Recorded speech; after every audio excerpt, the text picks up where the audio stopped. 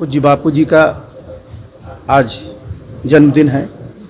साथ ही अपने देश के बहुत ही सुयोग्य और कर्मठ पूर्व प्रधानमंत्री स्वर्गीय लाल बहादुर शास्त्री जी का भी जन्मदिन है। तो दोनों के प्रति हम लोग देशवासी आज उनको याद कर रहे हैं। नमस्कार, न्यूज़ फॉर नेशन देख रहे हैं। मैं हूं आपके साथ वंदना। आज राष्ट्रपिता महात्मा गांधी की जयंती पूरे देश में बड़े ही धूमधाम के साथ मनाई जा रही है। राजधानी पटना में भी केंद्रीय इस्पात मंत्री आरसीपी ने अपने आवास पर राष्ट्रपिता महात्मा गांधी और लाल बहादुर शास्त्री के मूर्ति के ऊपर माल्यार्पण कर उन्हें श्रद्धांजलि दी है। और साथ ही साथ उन्होंने मीडियाकर्मी के सवालों का जवाब देते हुए कहा है कि जिस तरह से हमारा बिहार में गठबंधन है, उसी तरह से हम चाहते हैं कि यूपी में भी गठबंधन हो और हम लोग साथ चुनाव लड़ें। वहीं उन्होंने इंफ्रास्ट्रक्चर की बात करते हुए कहा है कि नीति आयोग ने जो रिपोर्ट जारी किया है उसके तहत उन्होंने कहा है कि काफ़ी सुधार हुए हैं और आगे भी सुधार होंगे। और देखने वाली बात रहेगी कि जिस तरह से बेरोजगारी बिहार में सबसे अहम मुद्दा है, तो कहीं ना कहीं अब बेरोजगारी में भी 0.3% जो है वो कमी देखने को मिली है। आप सब अवगत हैं कि आज हमारी सरकार, चाहे केंद्र में सरकार हो या राज्य सरकार हो, दोनों का लक्ष्य क्या है कि अपने देश का विकास हो। और सबसे बड़ा मुद्दा, जो ज्वलंत मुद्दा है, वो बेरोजगारी का रहता है। और आप सब इस बात को भी जानते हैं कि अब सरकारी सेवा ही एकमात्र रोजगार का जरिया नहीं है। निजी क्षेत्र में भी बहुत ही संभावनाएं होती हैं और सबसे ज़्यादा जो संभावना का जो क्षेत्र होता है वो स्वरोजगार का होता है।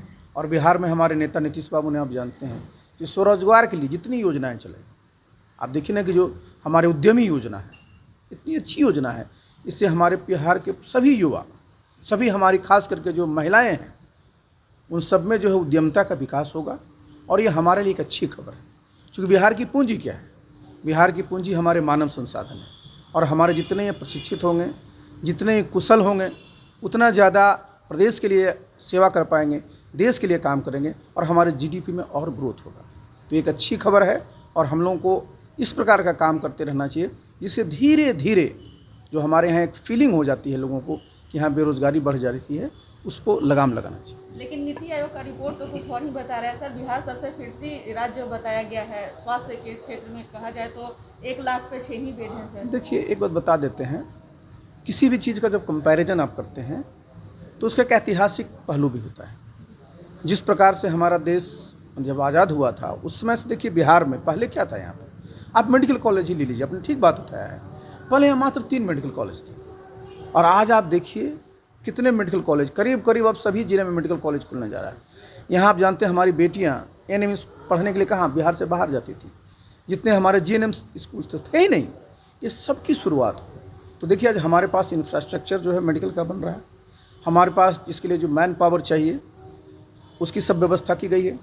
तो ये तो देखिए एक जो विकास है ना, एक सतत प्रक्रिया है और ये चलते रहती है। और आगे आने वाले समय में निश्चित रूप से, जिस बिहार को लोग बहुत उस नज़रिए से देखते थे, बिहार में निश्चित रूप से इस प्रकार का काम होगा कि सब लोग इसका आगे चल करके उसका अनुसरण भी करें। तो यूपी चुनाव का आप ही पर उत्तरदायित्व दिया गया है। जदयू कह रही है कि भाई आप ही बातें हो रही है, यूपी चुनाव के लिए क्या कुछ हो रहा है? देखिए, एक बात बता दें, सब हम लोग पार्टी के सहयोगी हमारे नेता नीतीश बाबू हैं।